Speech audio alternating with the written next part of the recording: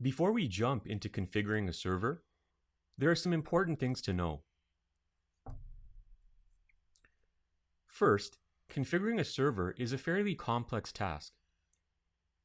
If you have experience in server administration, at some point in time, you've likely learned the importance of planning when it comes to server deployment. There are so many factors to account for, including software compatibility, capacity, future scalability, and cost effectiveness, just to name a few. Deploying a server with the wrong configuration in the beginning stages of web application development can be an extremely costly mistake. Two of the most popular open source platforms for powering web applications in the modern internet era are Apache HTTP and nginx.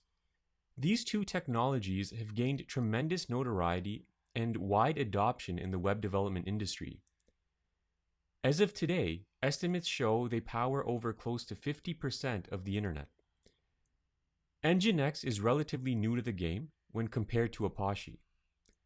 Official development of the open source Apache project began with the incorporation of the Apache Software Foundation in 1999. This innovative new process would revolutionize the internet as we knew it. In the late 90s to 2011, Apache was responsible for delivering over 60% of the world's web pages. Since then, this percentage has fallen quite dramatically to below 35%. Comparatively speaking, Microsoft's Internet Information Services now powers 30% of all websites across the internet. nginx, on the other hand, has already captured over 16% of the market share. This number has been increasing by a staggering 1% a year over the last few years. If you've taken our other web development courses, you're likely aware that Apache is a key ingredient in the popular LAMP stack distribution. LAMP stands for Linux, Apache, MySQL, and PHP. The rapid rise of Apache resulted from its ability to efficiently process web requests while maximizing efficiency. This was primarily achieved by reducing the load on internal RAM and improving latency. As the internet rapidly rose in popularity, Apache became a necessary tool for web administrators focused on delivering users with the best possible browsing experience. Despite its popularity and mass adoption, it was created at a time when the World Wide Web was in its infancy. When Apache debuted in 1995, internet traffic levels were a minuscule fraction of what they are today.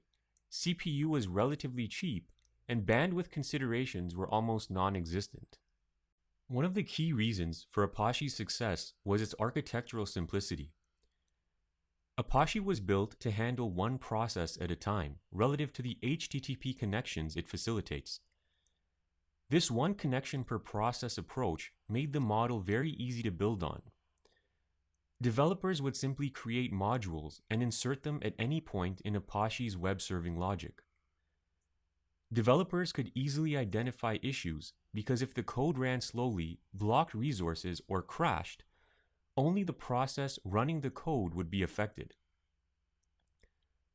Although this methodology served well for its time, the complexity of web applications and the level of internet users has overburdened the Apache framework. Organizations are constantly striving to maintain user retention through quick loading pages, often trying desperately to reduce load time by fractions of a second. When Apache is required to handle hundreds of simultaneous connections, it creates hundreds of heavyweight threads or processes. Each one of the processes competes for limited system resources, including CPU and memory. To improve efficiency in these cases, the Apache team implemented MPMs, multi-processing modules. These improvements did enhance Apache's ability to handle increased simultaneous connections, but its methods were often considered bloated, over-complex, and open up security issues, especially from denial of service attacks.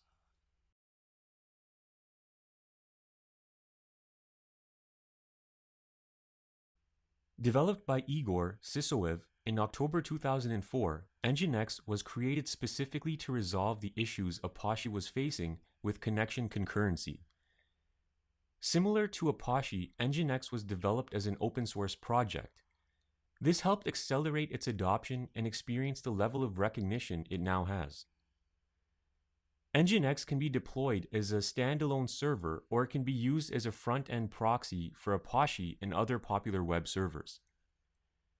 nginx comes bundled in LEMP stack. This stands for Linux, nginx, MySQL, and PHP. Here are just some of the benefits of nginx. nginx can be used to absorb significant spikes in traffic on vulnerable Apache servers. As a standalone server, each worker process in nginx can handle thousands of HTTP connections simultaneously. This makes nginx highly suitable for web applications that are very resource intensive. nginx is very lightweight, customizable, and easy to configure. nginx also has a proven track record of stability. It's used by some of the largest web applications on the internet. Organizations using nginx include Microsoft, IBM, Google, Adobe, LinkedIn, and Facebook, among many others. The technology that facilitates simultaneous connections also mitigates security risks and DDoS attacks. nginx is extremely scalable, and its strict coding style requires developers to avoid inefficient code blocks, unlike Apache. nginx also offers zero downtime and supports multiple back-end applications.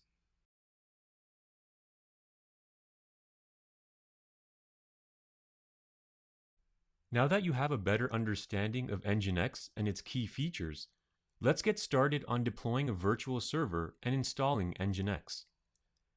As we mentioned earlier, we'll be deploying a virtual server on DigitalOcean with Ubuntu 18.04. To begin, please visit digitalocean.com. If you don't have a DigitalOcean account, you can click the sign up button right over here. On this page, you'll be required to enter your email address and your desired login password. Once you register your account, you'll be asked to connect either a valid credit card or your PayPal account. Since I already have an account, I'm going to click the login button. I'm going to enter my login credentials.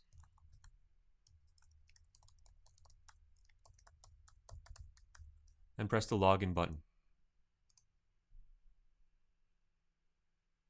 Now that we're logged into the DigitalOcean control panel, we can go ahead and create a new project. Click the New Project button. We need to give our project a name.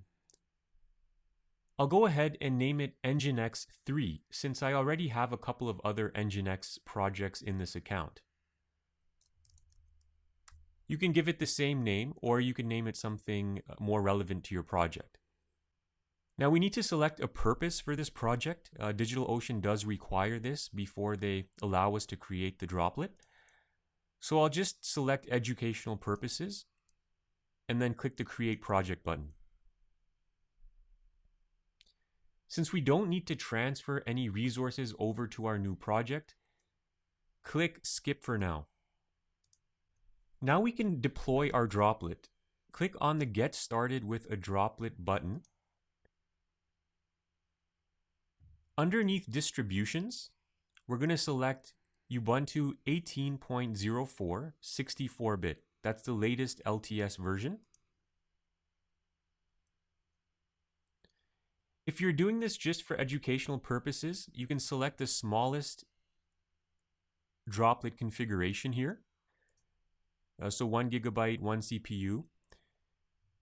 If you're using this project for a more complex web application, then you may want to consider perhaps starting on a larger package. But I'm just going to go ahead and select the most basic package here. Now we're going to scroll down and we'll need to select a data center. I'll go ahead and select New York. It really doesn't matter. Typically you want to select a data center that's close to your website visitors so they get fast loading speeds. But since that doesn't matter here, you can select any one you'd like. The next thing we need to do is give our droplet a host name, and I'll give it the same host name as the project, so I'll call it nginx3. Now, before you click the create button, just make sure that the project here is nginx3. We want to make sure that this droplet is connected to the right project. So if you have multiple projects, make sure you select nginx3 from this menu, and then go ahead and click the create button.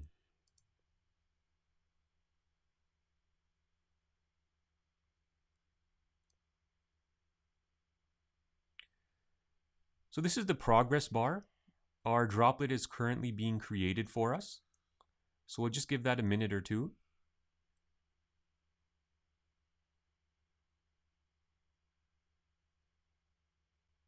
Okay, so the droplet has been created. What you'll need to do now is just look out for an email from DigitalOcean that contains your server password. You'll need this password shortly. We'll need it when we log into our server and start executing commands. So just make sure that you do have that email handy and it didn't go into the spam folder or anything like that. Now that we have our server created, we need to attach a floating IP. The floating IP will allow us to transfer the IP address to any other server in the future. Although we won't actually be transferring the IP, and even if you don't plan on transferring your IP, it's always a good practice to attach a floating IP. This gives you the flexibility of transferring the IP in the future should the need arise. So to create a floating IP, go to the Networking tab, and then go to the Floating IP tab. In this menu over here, you're going to select nginx3, and then click the Assign Floating IP button.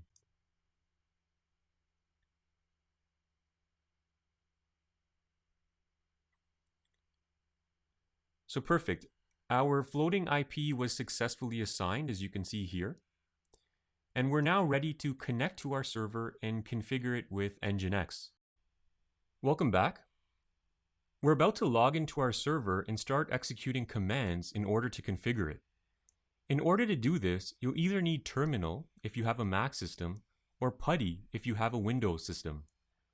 If you don't have access to either one of these on your computer, you'll need to do the following. You can go ahead and use DigitalOcean's web-based command console. To access it, click on the nginx3 project, and then click on the droplet name. On the left navigation menu, click Access, and then click Launch Console.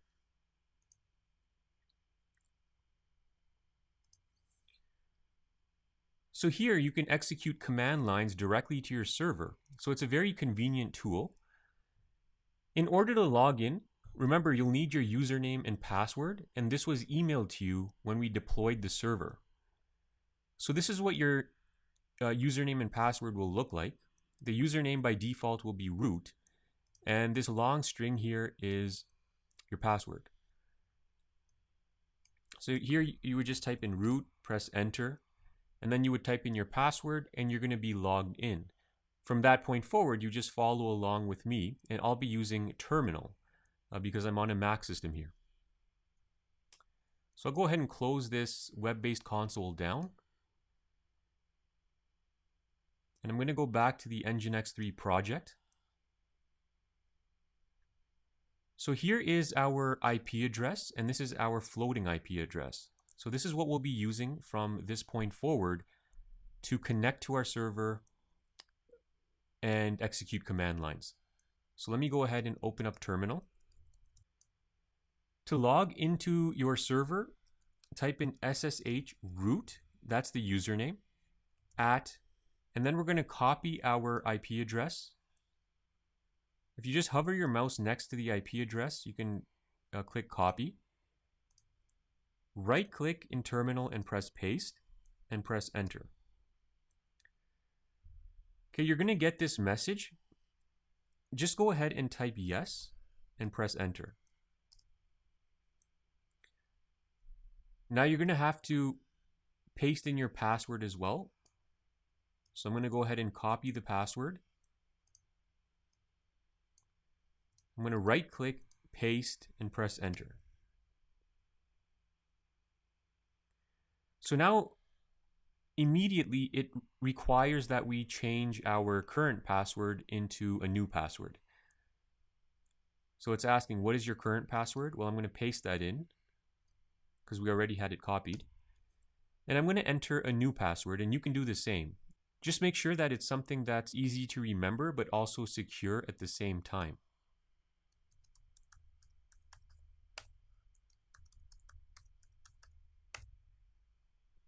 Okay, perfect.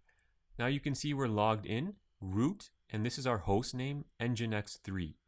That's the name we gave it when we deployed this server. Before we can install nginx, we'll need to update our server's package index. This will ensure that when we install nginx, all the package repositories are up to date. So to do this, you'll first need to type in the following command: apt update.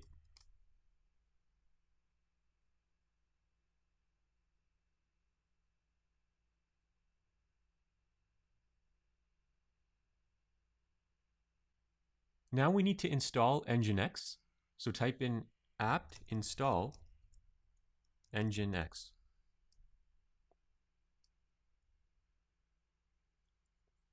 It's asking if we're okay with the additional disk space that will be used. I'll type in Y and press enter.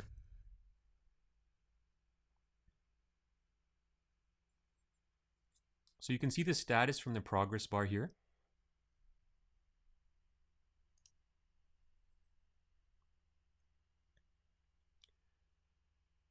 So with nginx now installed, we can test to make sure that it's working by visiting the floating IP address in our web browser. So I just have an empty browser here.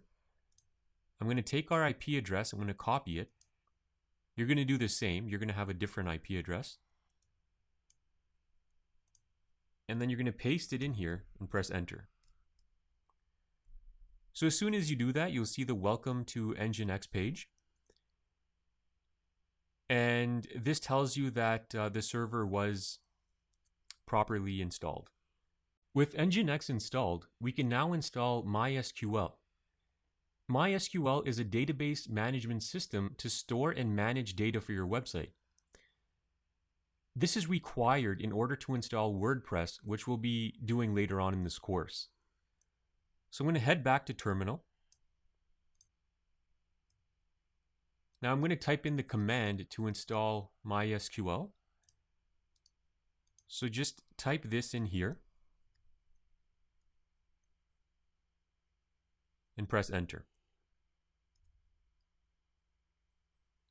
We're okay with the additional disk space it will be using, so type in Y and press enter again.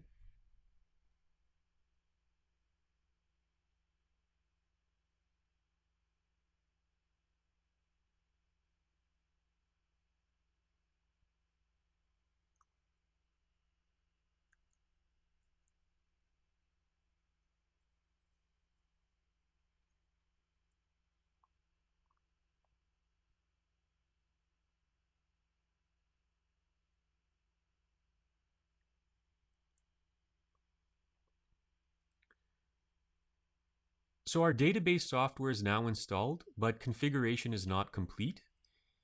We need to secure our installation to ensure that there are no security vulnerabilities. And to do that, you're going to type in the following command: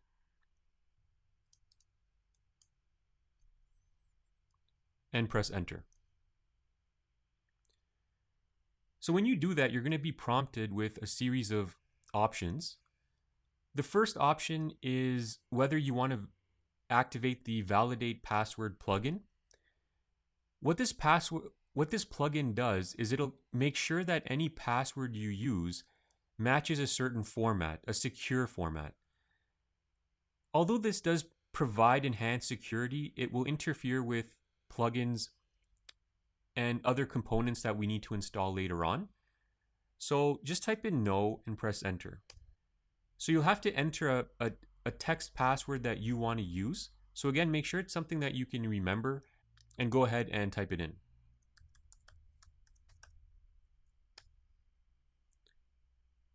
Okay, I'll need to confirm that. So I'll type in the password again. and press enter. The next question here is, do we want to remove anonymous users? So by default, MySQL allows an anonymous user, meaning anyone can log into MySQL without having to have a user account. So that can, again, present security vulnerabilities. So we do want to remove anonymous users. I'm going to type in Y and press enter. The next question is, do we want to disallow root login remotely? You only want to give root access to your local host. You don't want people from computers outside of your system being able to log in as a root user and make changes.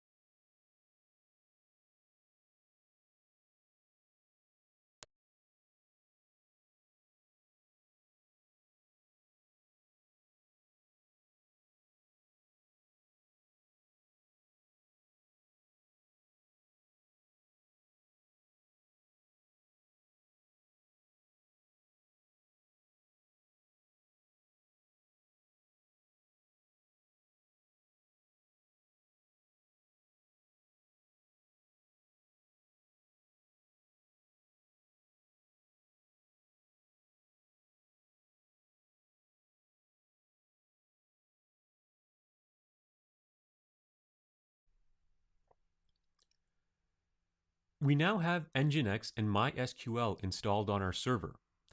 we still don't have anything that can be used to generate and serve dynamic content.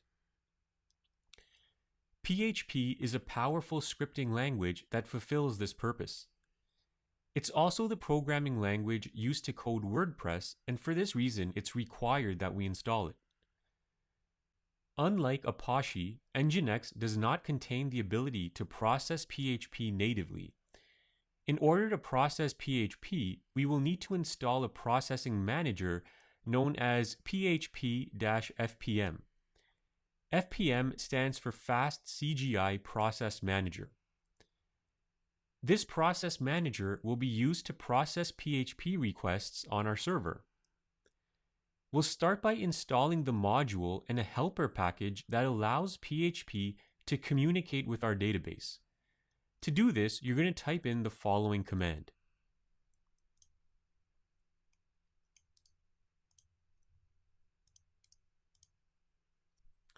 apt install php-fpm php-mysql and press enter. Type in Y at the prompt and press enter.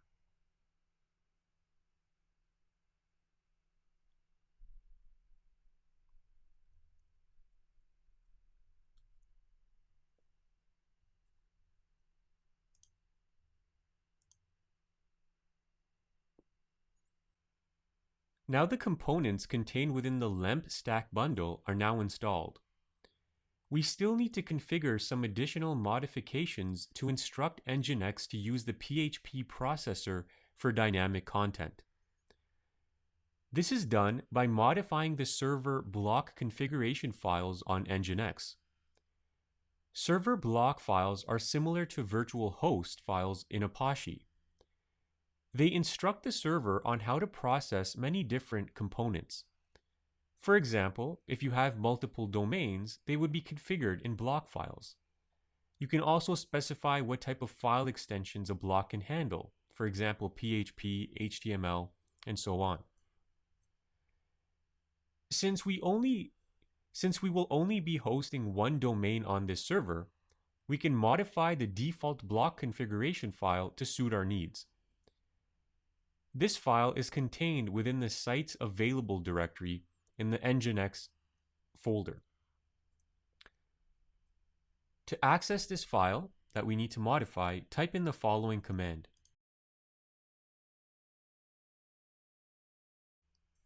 So this command starts with nano, and that's going to open the text editor nano.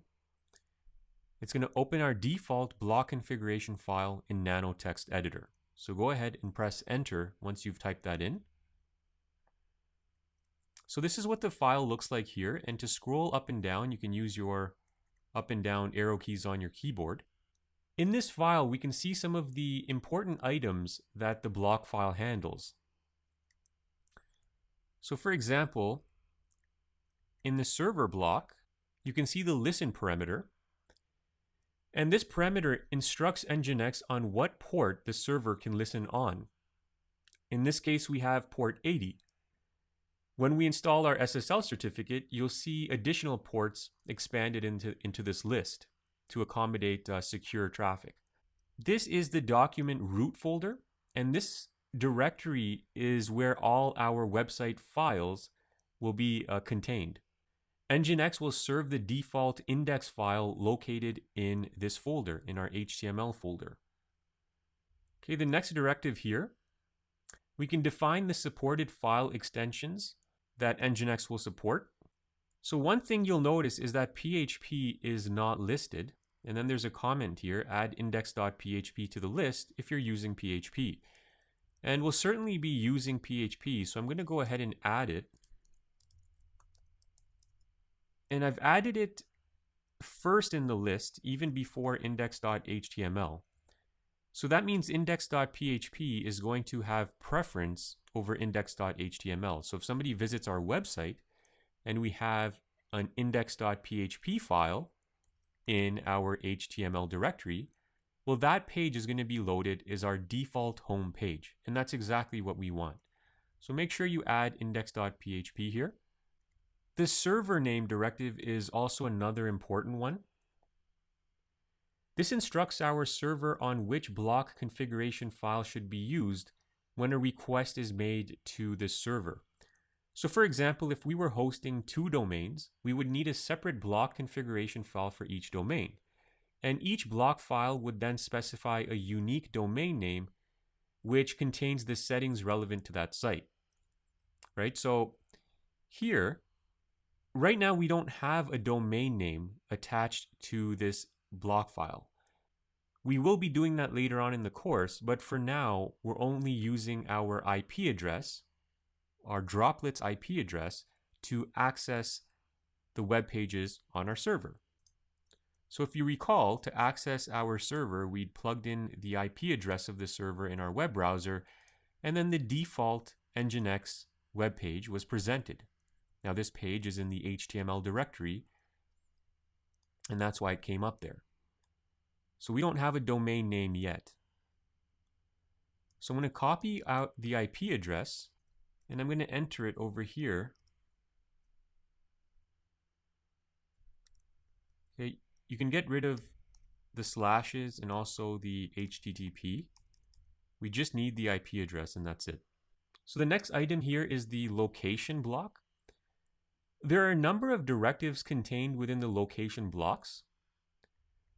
So the first one here we see is try files, and this parameter will instruct our server on how to handle requests for pages that are not found, so also known as 404 errors. If you ever visit a website and you try to go to a page and it's not found, it's known as a 404 error. So we will need to go ahead and make some changes to this file. So just try to follow along as best you can, but just do it very carefully so that you don't make any mistakes. Otherwise, nginx will not be able to interpret our block file correctly. So the first change we need to make here is you're going to uncomment this line. We need to activate it. Also uncomment this line. And we'll go over them in just a second. For now, let's just focus on making the changes that we need to make.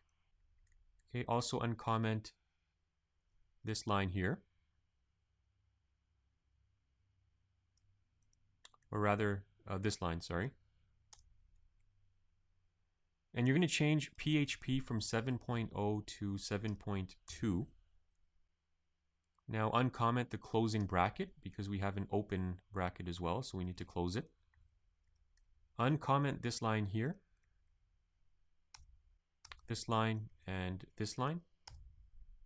Okay, so that covers all the changes we need to make. And I'm just giving it one more pass just to make sure that I haven't missed anything out. And everything looks good. These two parameters here include snippets and fast CGI pass. This points our server to 2 important configuration files that are used to process PHP content. And that's why we need to uncomment those lines. Otherwise, some of the components we install later will not work properly. This last location block that we uncommented, this instructs our server not to process .htaccess files. If any .htaccess files are found, they will not be served. And again, this will come in handy later on. So after making the necessary changes, you're going to go ahead and press Control X. And it's going to ask you if you want to save the file. So Control X is to exit. We've made some changes, so we do want to save these changes. I'm going to type Y at this prompt over here and then press Enter to write the changes. Okay, perfect. So we can now test our new block configuration file using the following command. You're going to type in nginx -t and press Enter. Perfect. So it says the configuration file syntax is okay and the test was successful. So you want to make sure you see that message. If you don't, it's possible that you made a typo when you were configuring the changes to the file. So you'll just have to open the file again. Just make sure that there's no issues there and save the file if you have made any changes. Since there's no errors reported here, we can reload our server to make the necessary changes. Just make sure that they're applied. And to do that, you're going to type in the following command. And press enter. With our server now configured to handle and process PHP files, we can run a test to make sure that PHP files are working correctly. To do so, we'll create a file called info.php in our HTML directory.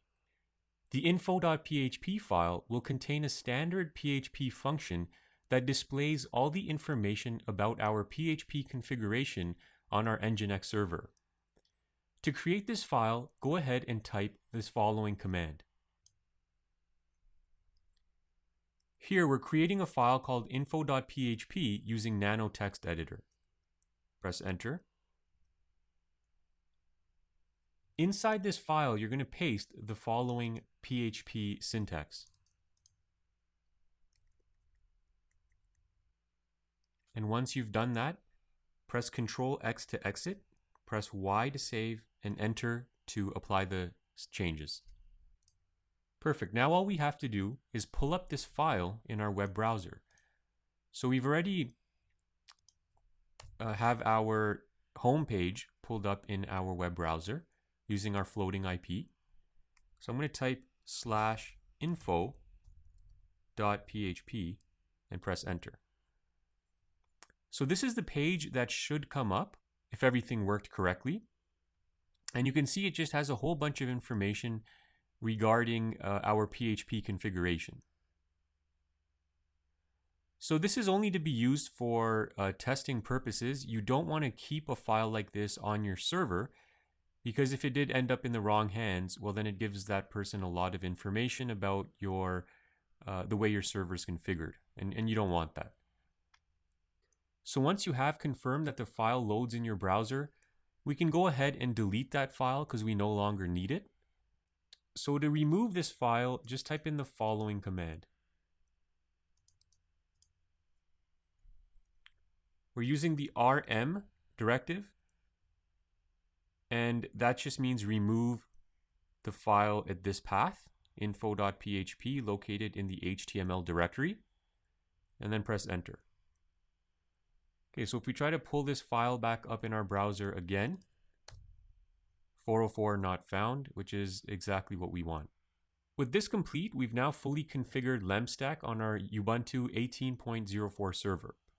And in the next tutorial, we'll be going over domain name servers. Now that we have lemstack fully configured, we can set up a domain name to point to our nginx server. This will avoid us having to access our server only by IP. In order to do this, you will first need to log into your domain registrar's website and point your name servers to DigitalOcean.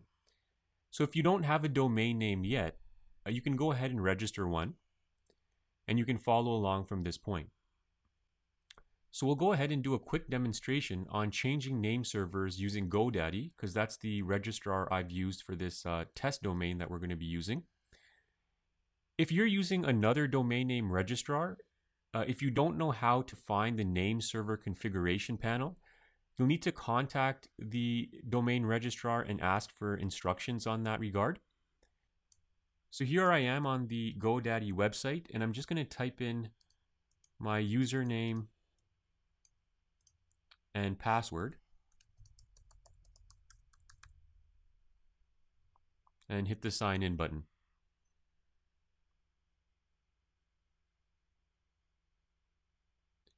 Now next to your domain, click on the DNS button.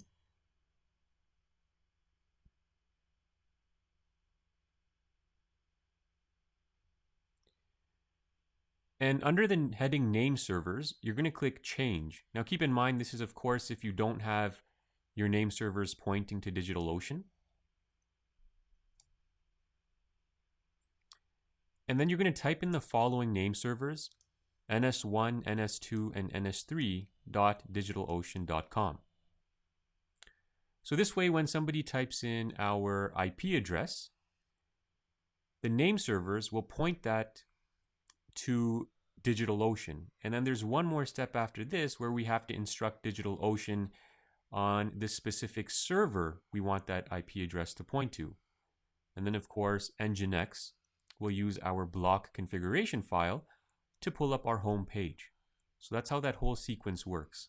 Starts with your name servers, and then the DNS zone file on your hosting provider's website, in this case DigitalOcean, and then of course your web server, nginx.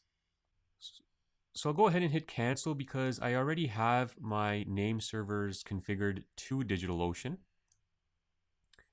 And that's really all there is to it for name server configuration. So once you've completed this step, you can go ahead and exit out of GoDaddy.com.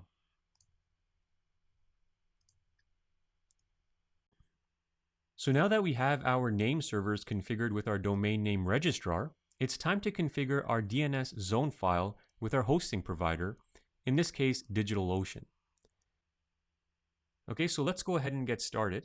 To create a DNS zone file, you'll have to go into your DigitalOcean admin panel and click the networking button in the left navigation menu. Now you're going to enter your domain. Just be very careful and make sure that you include the domain name extension and there's no spelling mistakes or anything like that. Also make sure you attach this domain name to the right project. So from this menu, you're going to select nginx3 because that is the project that we've been working on. So click Add Domain. And right away, you'll be taken into this section where you can configure your DNS zone file. We need to add 2 records here, and they're known as A records. So make sure under the heading Create New Record, you have the A record tab selected. The first record we're going to add is the standard A record. Just type in the @ sign, and we'll have to identify where we want our domain to point to, which server or IP address. Now you have to be really careful here. You want to make sure that you select the right IP address, and the right IP address is the floating IP. You don't want to select this IP address, 204.48, because remember, that was the permanent IP address attached to our server. We created a floating IP, or a transferable IP, and that is the IP address we want to connect this domain name to. So select that IP all the way down here. Reduce the time to live seconds. So I'm going to change it from 3600 to 120. So that'll make sure that the changes we're about to implement take effect immediately. So go ahead and select Create Record. The next A record we're going to add is for our domain name again, but this time when somebody types in the www prefix. So type in www, and this is the format. When somebody types in this URL format, we want to make sure that it also directs to our server. So they can either type in www.ourdomainname.com or just ourdomainname.com, and they'll both translate to our floating IP address, which is what we want. So from this menu here, select the floating IP again.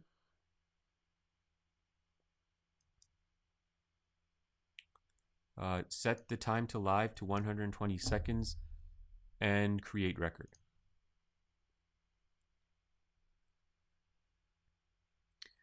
Okay, great. So now we've adjusted our name servers and our DNS records. So if you've done the same, sometimes you do need to give at least a few hours, if not 1 or 2 days, for these changes to take effect. We have to give the DNS servers that translate a numerical IP into a domain name, you have to give them a little bit of time to propagate. So if the next set of steps that we're about to do, if they don't work right away, okay, when you test your domain name out and you can't access it right away, Don't be alarmed, just give it a little bit of time, typically a few hours. Now, if it doesn't work in a few hours or at the very most one day, then you'll want to make sure that you didn't make any errors in configuring the name servers, or you didn't make a mistake in the domain name that you entered. Okay, so it should be an easy fix if there is an issue, but there should be no issues as long as you followed the last set of steps correctly. Okay, so I'm going to head back to terminal, and we'll see you in the next lesson. Perfect, so we now have our name servers configured and our DNS zone file configured. All we need to do now is modify our nginx block configuration file so that it includes our 2 domain name variations.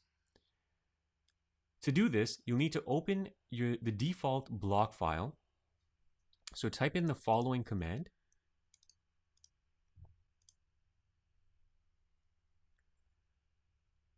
Okay, so type in this command over here.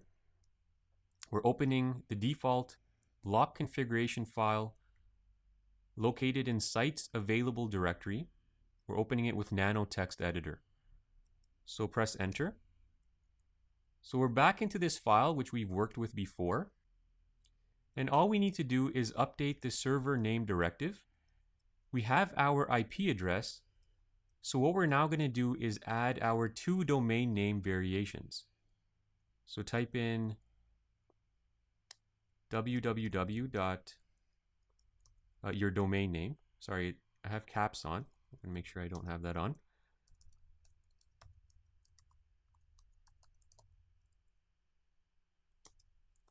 Okay, so I've typed in my domain name. You're going to type in your domain name with the www prefix, and the second domain you're going to type without the prefix.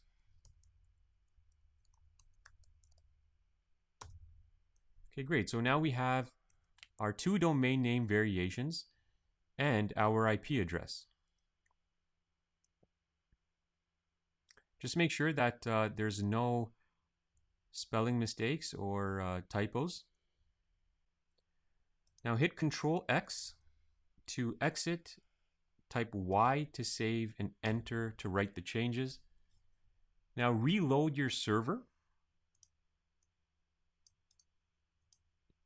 You're going to reload your server using the following command, and this is just going to make sure that the changes are implemented.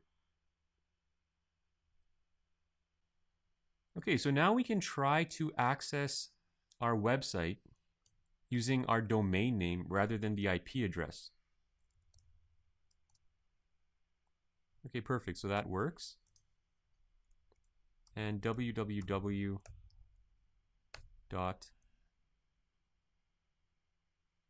And perfect, that works as well. And our IP address also works. So all 3 ways to access our website are working. Now I know I mentioned this before, but please do keep in mind if you just change your name servers and DNS zone file, give it a little bit of time if it doesn't work right away. Once you see it starts pulling up in your browser, then you can continue along with the next set of steps. With our domain names configured, we can now secure them using an SSL certificate from Let's Encrypt. Let's Encrypt is an SSL certificate authority that offers free SSL certificates that are very easy to install and renew. Installing an SSL certificate will enable HTTPS on your nginx web server. If you want to learn more about SSL certificates, you can check out our course titled Fix Google's New Not Secure Warning with Let's Encrypt. So let's go ahead and get started. The first step in installing Let's Encrypt is to install Certbot. Certbot is a software client that attempts to automate most of the steps in installing an SSL certificate. To install Certbot, first add the repository by typing the following command. Once you've entered this command, press enter to execute it.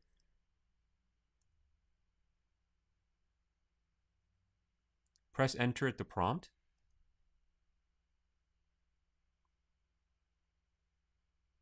Great, Certbot is now set up and ready to be used for installation. Next, we need to install certbot's nginx package using the apt method. So type in the following command.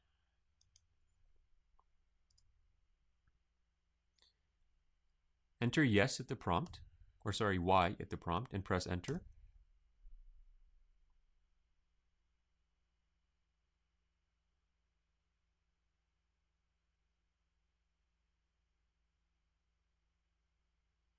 Okay, so certbot is now set up and ready to be used for installation.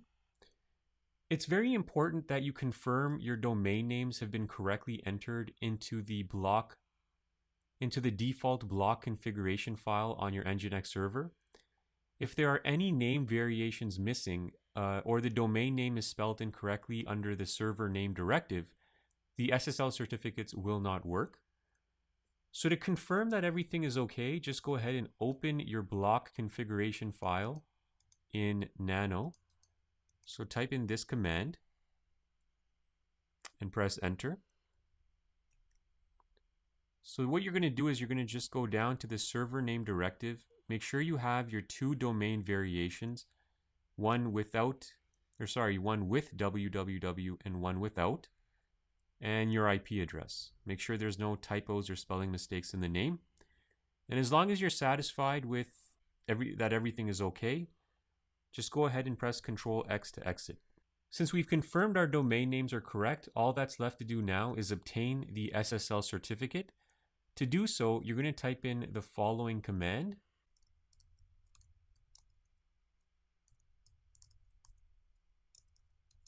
So now you're going to type in your domain name.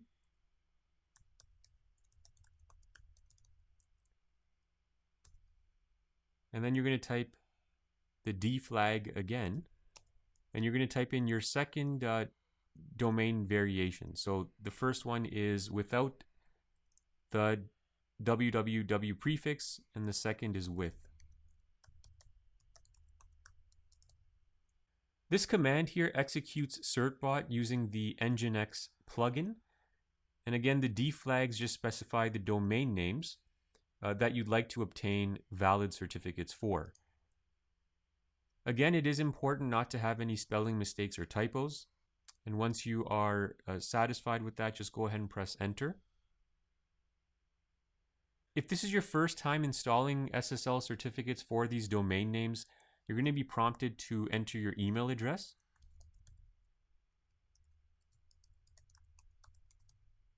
Make sure you do enter a valid email address, because if there's any issues with your certificate, Let's Encrypt will send you an email. So if they can't send you an email, then your certificate could expire and your website application will have security issues. So enter the right email address and press enter. We'll have to agree to this terms of service. So I'll type in A and press enter. Would you be willing to share your email address? I'd rather not, so I'll just type in N and press enter. So now it's obtaining our new certificate.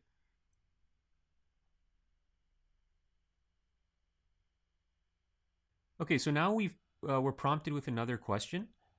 Do we want to redirect all traffic on the server to the HTTPS version of the site? So for example, if somebody types in your IP or types in www in front of your domain name, regardless of the way they type in your domain name, we do want all traffic to be routed to the HTTPS version of our website. So I'm going to type in 2 and press enter. Once configuration is complete, your certificates are now downloaded, installed, and loaded. You can see that we have a congratulations message here, and when you see that, you know that the process is likely worked. You can also see the location of your key file. It's saved in the Let's Encrypt directory under a folder with your domain name, and the file name is called privkey.pem. Your certificate and chain. So here's the location of the chain. So these are important things you likely want to make a note of, just in case in the future you need to make changes to your certificates or anything of that nature. So now what we can do is just test to make sure that the SSL is working on our domain. So I'm going to type in my domain name. And you can see that it is secure. So when I click on secure, I can see that there's a valid certificate. And if I click on that, you can see that my domain name is secured by Let's Encrypt Authority. And it gives you the expiration date of the certificate as well. In a minute, we'll talk about automatic renewals for your certificate as well. Okay, now if I type in www and then my domain name, and again, you can see that the www version is also secure. Here's a certificate for that. So it looks like we're in good shape. So all that's left to do now is to verify that your auto renew system is working. This is important because Let's Encrypt certificates are only valid for 90 days. This means if auto renew is off, your SSL certificate will no longer work after 90 days. So you're going to type in the following command.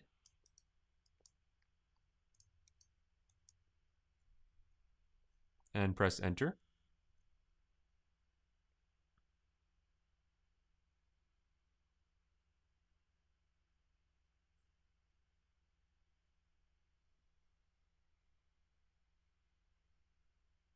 So as long as you don't see any error messages displayed here, your configuration is working correctly and your certificates will renew periodically on their own. In the event an auto renewal fails for any reason, Let's Encrypt will send you an email to the administrative email you provided during setup. And you can see here that we have a success message. Congratulations, all renewals succeeded. And the following certificates have been renewed. And this is just a test run. It's a simulation, so it's not actually happening. But it just tells you that it will work when your certificate is up for renewal. Okay, so great progress so far, and we'll see you in the next lecture. If you plan on building web applications on your server or installing WordPress, it's a good idea to install phpMyAdmin. This is a handy tool that allows you to manage your databases through a web-based graphical user interface. Although phpMyAdmin is a very convenient way of database management, it can also create serious security vulnerabilities if it's not configured correctly. In this tutorial, we'll show you how to install phpMyAdmin and make sure its accessibility is highly restricted. Before we install phpMyAdmin, let's go ahead and update our local package index using the apt method. So go ahead and type in apt-get update.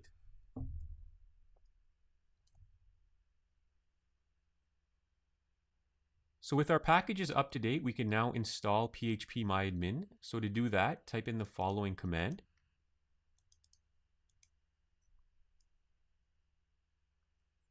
And press enter. Okay, type Y at the first prompt. Now it says choose the web server that should automatically be configured to run phpMyAdmin.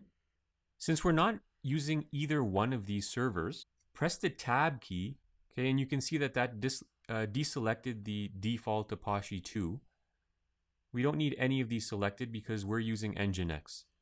So then after you press the tab key, go ahead and press enter.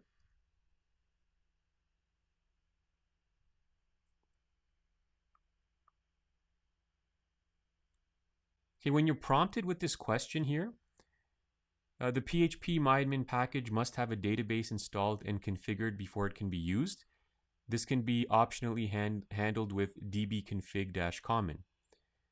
We do want to configure this database with dbconfig, so just go ahead and make sure yes is selected and press enter. The only exception is if you are an administrator and you don't want to use this automated method, then press no. But we do, so I'm going to hit yes and press enter. We'll have to type in a password for phpMyAdmin. So go ahead and type in a secure password. Make sure it's one that you do remember. We'll be using it later on. Press enter. You'll be asked to confirm the password. And press enter again. Now that we have phpMyAdmin installed, we need to create a symbolic link from our installation folder to the nginx web root folder. This will make phpMyAdmin accessible through our web browser. So to make this symbolic link, you're going to type in the following command.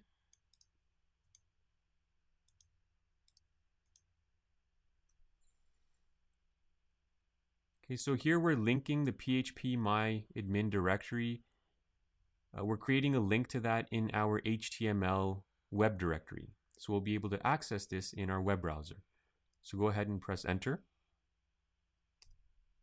With that complete, we need to enable the mcrypt PHP module since phpMyAdmin depends on this module to operate.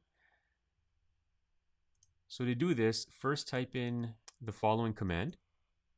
Press enter. Okay, and the next thing we're going to do is just restart PHP 7.2-fpm. So to do that, type in the following command and press enter. So with phpMyAdmin installed, we can go ahead and make sure that it's working through our web browser.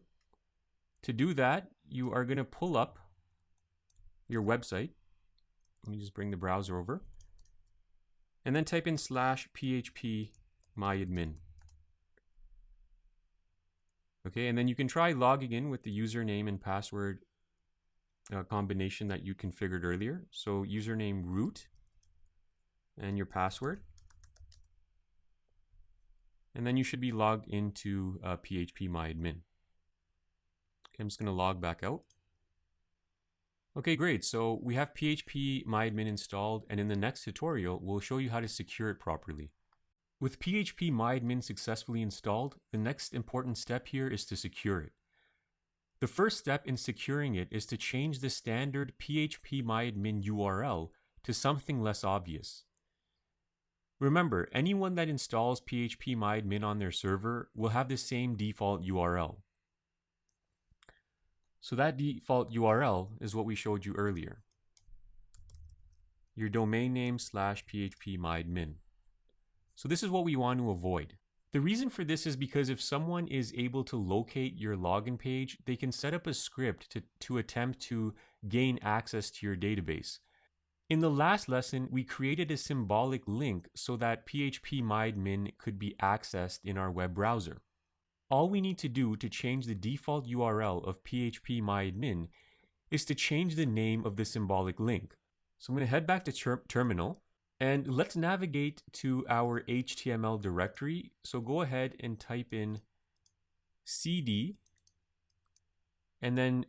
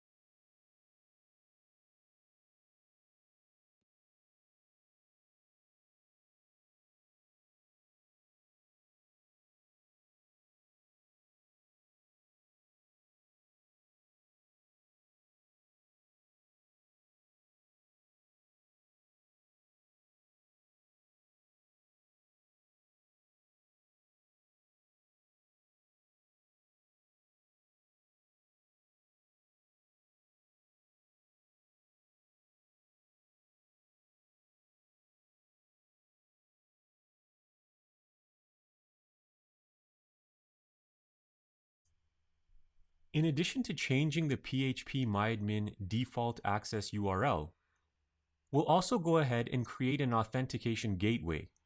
This adds another layer of security that requires users to enter a username and password before being able to access the phpMyAdmin login page. nginx has built-in capabilities to create this type of security layer very easily.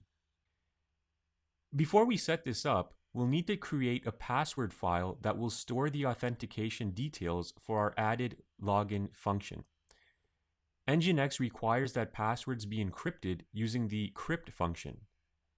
To set up your password, type the following command.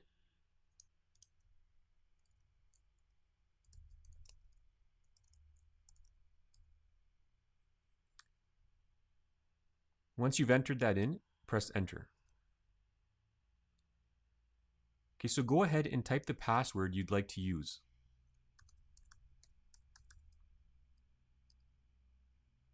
Verify the password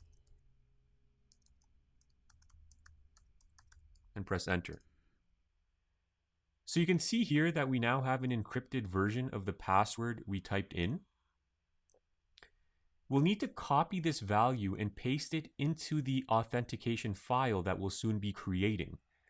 So go ahead and highlight this password, right-click and select copy. Okay, now type in the following command to create a file called pma_pass in the nginx directory. This file will store our encrypted password and a username as well. So type in sudo, or sorry, we're logged in as root, so you don't have to type in sudo. Just type in nano/etc/nginx/pma_pass and press enter. So in nano, we'll need to specify a username first. So you can go ahead and type the username of your choice. I'll just type in Bob. We'll need to separate our username from our password using a colon. So I'm going to go ahead and type in the colon. After your colon, paste the encrypted password you received from the OpenSSL password utility. So I'm going to right-click, paste. So once you've completed these steps, press Ctrl X to exit, type Y to save the changes, and enter to write to the file. Okay, so now that that's done, in the next tutorial, we'll show you how to enable the authentication gateway and use this username and password combination that we just created. With our username and password for our authentication gateway configured, we need to modify our nginx block configuration file. First, open the block file by executing the following command. Press enter. Inside this file, create a new location block with the name of your phpMyAdmin symbolic link that we configured earlier. Okay, so you're going to want to make sure that this new location block is inside the server block. So I'm just going to go down here. I'm going to press enter. You're going to open the location block. Now over here, you're going to type in the name of your symbolic link. So hide db is what I used. If you use something else, make sure that's what you type in there. And I'm going to close this location block as well. Okay, inside this block, we need to set up two variables. One is called auth_basic, and the other is called auth_basic_user_file. So this is what it's going to look like inside this new location block. Okay, so the first variable will display an authentication prompt to our users when they try to access phpMyAdmin. Okay, the second variable here instructs our web server to confirm the username and password against a file we generated earlier. Access to the phpMyAdmin page will only be granted if an exact match is made. Once you've made these changes, once you've created this location block, make sure that there's no typos or anything like that. Make sure you have closed the location block. Now press Ctrl X, save the changes by typing Y and pressing enter. Okay, now restart the web server just to make sure that these changes are implemented. And type in enter. Okay, so what we're going to do now is we're going to try to access our phpMyAdmin page again. So I'm going to refresh. Okay, so there is the authentication dialog prompt. That's exactly what we wanted. So my username was Bob, and I'll type in my password. You can do the same and press sign in. And then we get this page. So I'll try that again without already being on the phpMyAdmin page. So now I'm back on the home page. I'm going to type in hide db. Okay, unfortunately, because I've already entered the correct username and password once, it's basically now letting me see the phpMyAdmin by typing in the direct path. So what I've done here is I've just opened a new browser. This time I'm using Firefox. Because I've never accessed this page using Firefox, so it's not, the username and password isn't in my cache. I could clear my system cache in Google Chrome, but I don't want to do that because, you know, it's going to delete a lot of other things that I need. So I've just pulled up Firefox, and I'm going to enter the URL to our phpMyAdmin page. Okay, so now you can see that it's asking for a username and password again. Type in Bob, my password. Actually, I'll purposely type in the wrong password just to show you what happens. Okay, so it asks again for the username and password. Now watch what happens when I type in the correct username and password.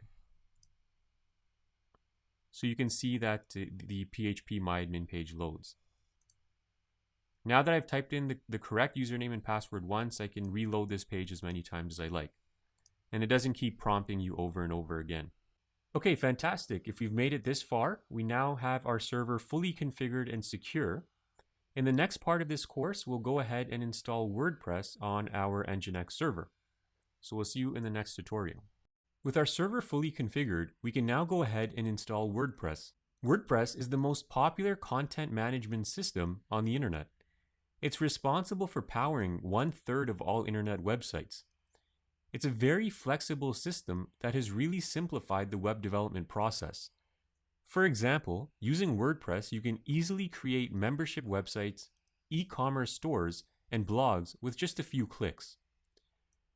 The best part about WordPress is that it can be fully managed through the WordPress front-end admin panel.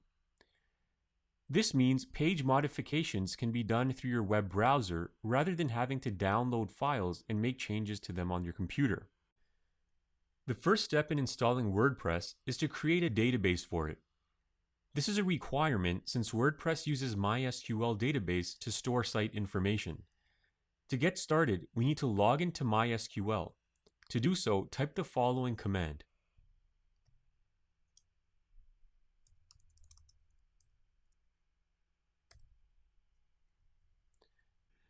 -p indicates that we want to use a password in order to log into MySQL. And the reason for this is because we set one up earlier in this course.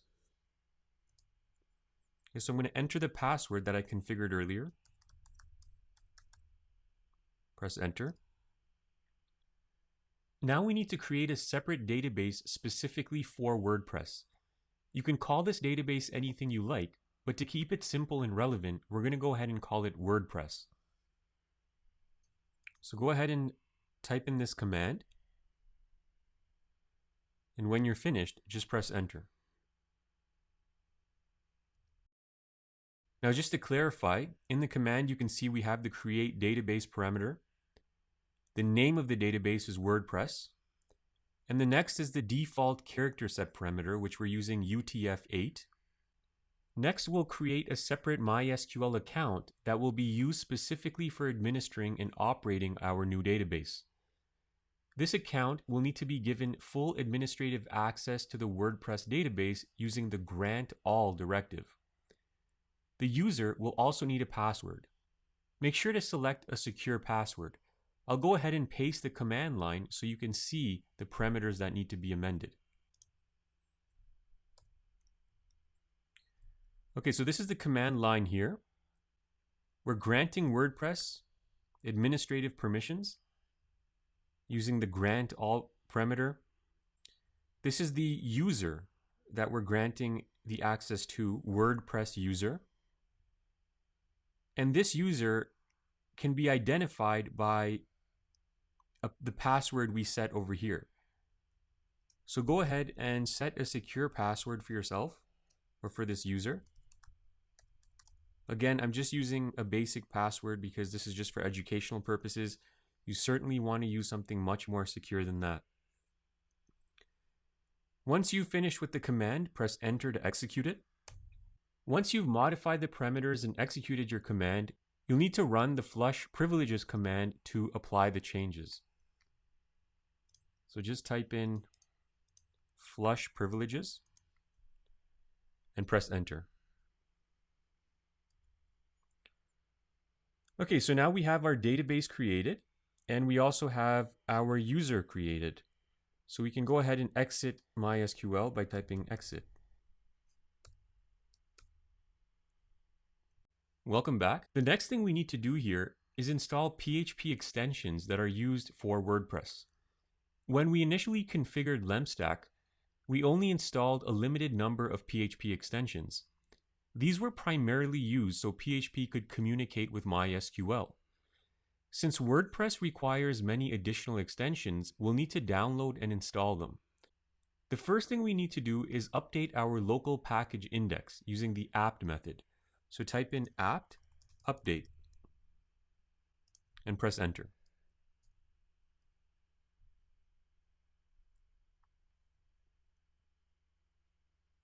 Now use the following command to install the required packages for WordPress. And once you're finished typing that out, go ahead and press enter. Type Y at the prompt, press enter again. When the packages have finished installing, restart the php-fpm process so that our PHP configuration can leverage the newly installed features. So you're going to do that by typing in the following command and press enter. With the required PHP plugins installed, the next step is to make some minor adjustments to our default block configuration file. We'll need to add some location blocks to manage requests for our favicon.ico and robots.txt files. These files will automatically be created after you configure WordPress. It's simply a preparatory step to make sure that these files are served from our system cache as often as possible. This will save our system resources since these two files can be costly to serve. So the first step here is to open our block configuration file, and to do that, you're going to execute the following command.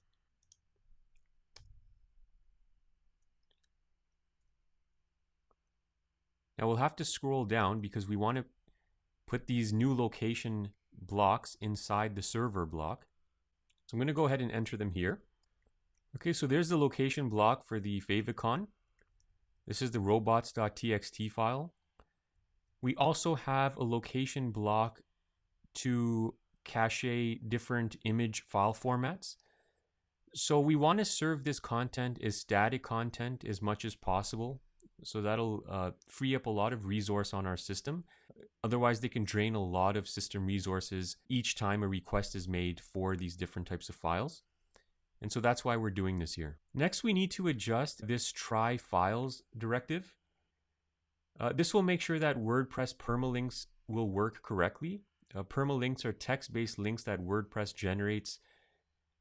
Basically, they're more SEO-friendly URLs rather than using numerical ID numbers for posts and things like that.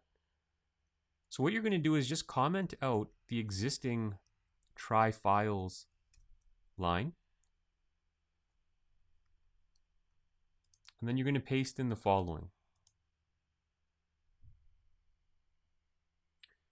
Okay, so that's basically it for the changes. I just want to make sure that we haven't made any mistakes with the input.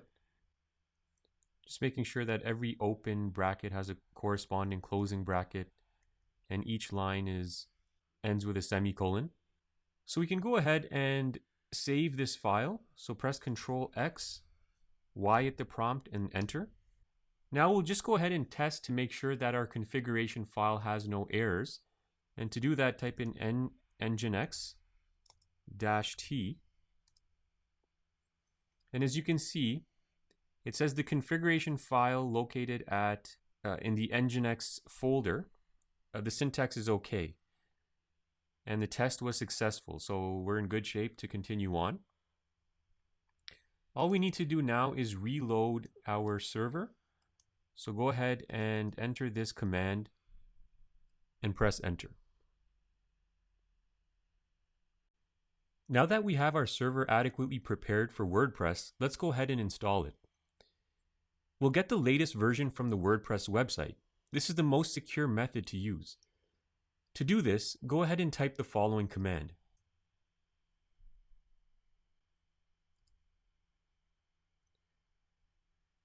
We're now in the temp directory, and we'll go ahead and download the WordPress zip file to this directory. So type in this command and press enter.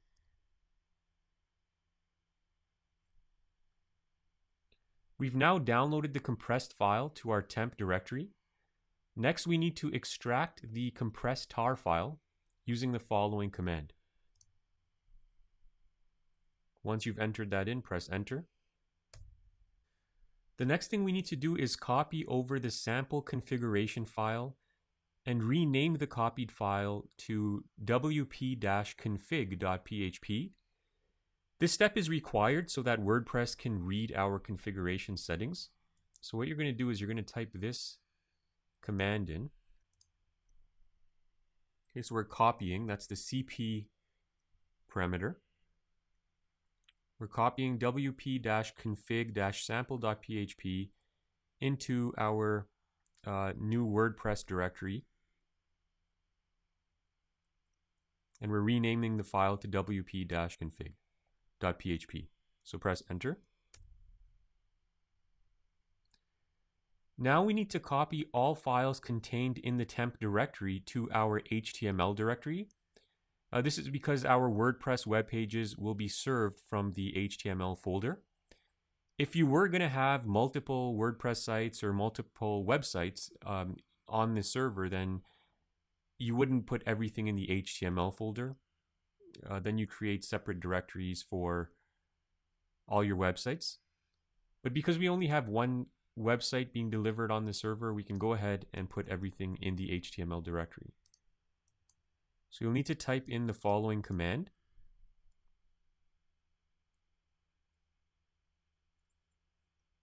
Okay, so we're taking everything from the WordPress folder and putting it in the HTML directory. Press enter. Next, we need to give WordPress permission to serve web files and perform updates to our HTML directory. So to do that, you're going to type in the following command.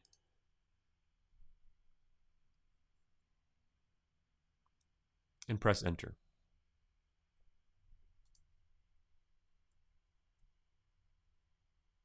With WordPress installed, we need to make some changes to the WordPress configuration file for it to work properly. For starters, we need to configure the secret keys WordPress uses to secure the installation. So you're going to start by executing the following command.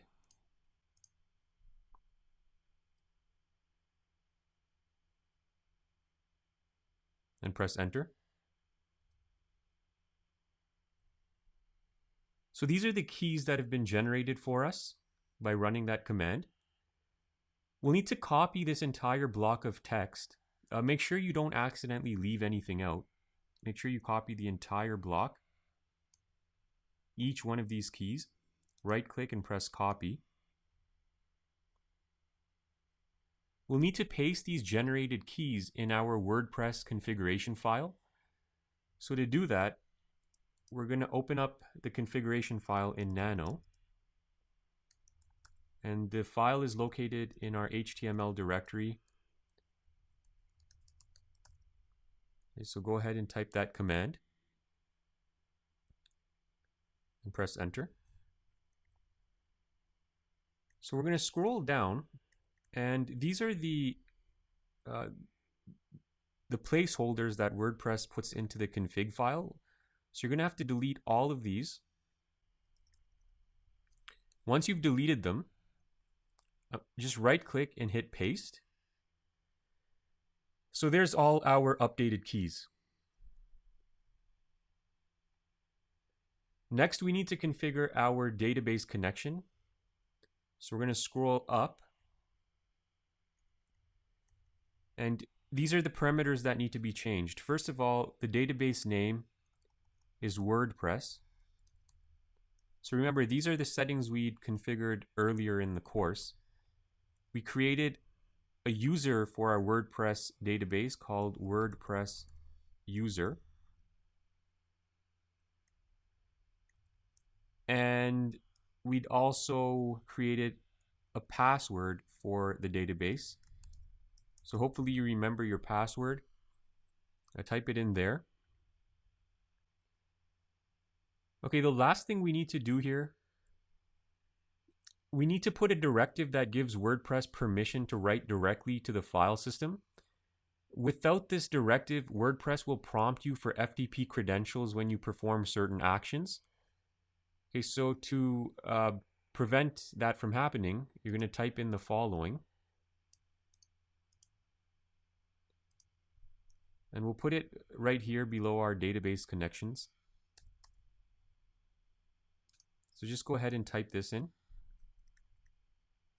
The define directive and then fs_method direct.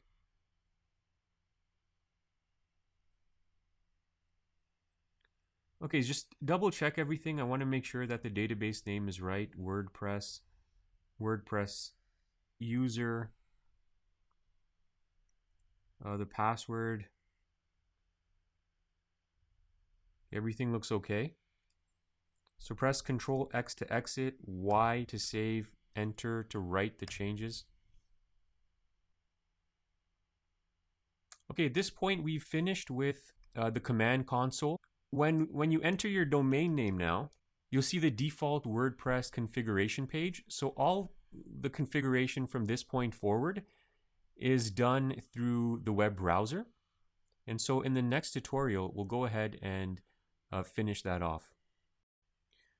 So let's go ahead and follow the prompts in order to finish our WordPress setup. So I'll go ahead and select English for the language, press continue.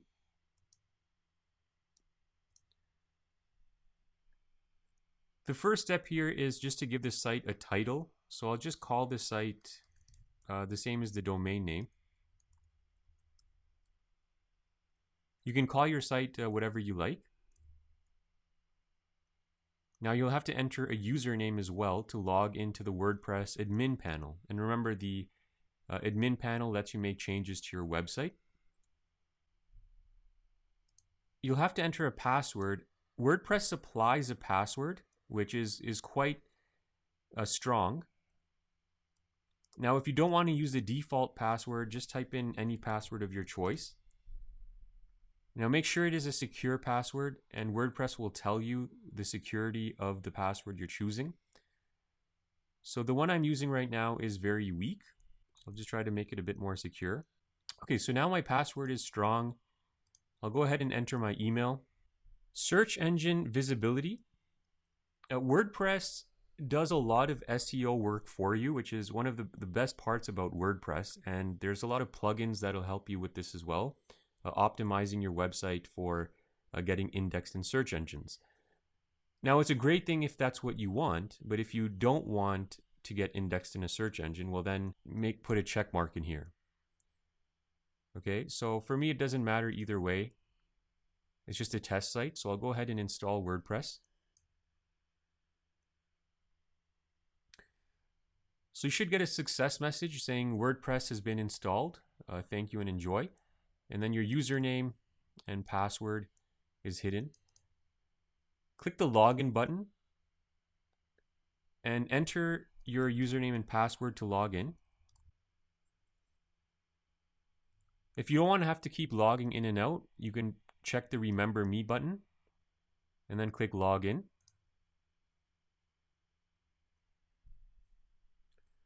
Okay, so this is the WordPress dashboard. So you can see that the entire setup was successful. Our website is working.